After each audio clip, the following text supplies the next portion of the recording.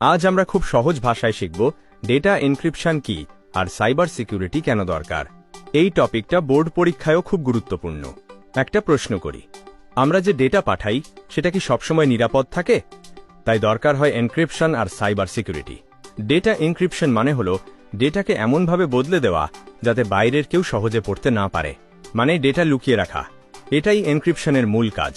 যে ডেটা সবার বোঝার মতো থাকে সেটাকে বলে প্লেইন টেক্সট, আর এনক্রিপশনের পরে সেটা হয়ে যায় সাইফার টেক্সট, মানে সহজ ভাষার ডেটা গোপন ভাষায় বদলে যায়। এনক্রিপশন দরকার হয় ডেটা সুরক্ষার জন্য, বিশেষ করে যখন ডেটা বাইরে পাঠানো হয় তখন এটা খুব জরুরি। এতে অননুমোদিত মানুষ ডেটা পড়তে পারে না। সাইবার সিকিউরিটি হল নেটওয়ার্ক, ডিভাইস আর ডেটাকে রক্ষা করার ব্যবস্থা, অর্থাৎ অনলাইন জগতে নিরাপদ থাকার উপায়। এটা আনঅথরাইজড অ্যাক্সেস আর ক্রিমিনাল ইউজ থেকে সুরক্ষা দেয়। সাইবার জগতে নানা ধরনের হুমকি থাকে, যেমন ফিশিং, ম্যালওয়্যার, পাসওয়ার্ড চুরি আর ডেটা লিক। এসব থেকে বাঁচতেই সাইবার সিকিউরিটি দরকার।